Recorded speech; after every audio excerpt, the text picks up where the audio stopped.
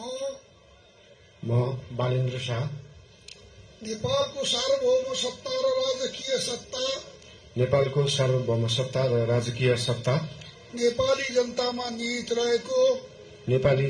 निहित रहेको नेपालको संविधान प्रति पूर्ण वफादार रही सत्यनिष्ठापूर्वक प्रतिज्ञा गर्दै ईश्वर, देश र जनताको नाममा शपथ लिन्छु कि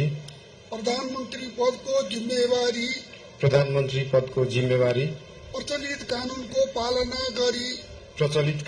पालना गरी मुलुक र जनताको भलो चिताई कसैको डर नमानी पक्षपात नगरी पूर्वाग्रह वा खराब भावना नलिई ईमानदारीका साथ गर्नेछु र आफ्नो कर्तव्य पालनको सिलसिलामा आफूलाई जानकारीमा आएको कुरा म पदमा बहाल रहँदा वा नरहँदा जुनसुकै अवस्थामा पनि प्रचलित कानूनको पालना गर्दा बाहेक अरू अवस्थामा कुनै किसिमबाट पनि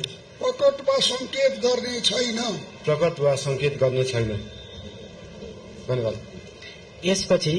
नवनियुक्त सम्माननीय प्रधानमन्त्रीज्यूलाई आफ्नो आसनमा रही शपथ पत्रमा हस्ताक्षर गरिदिनु हुन अनुरोध गर्दछु।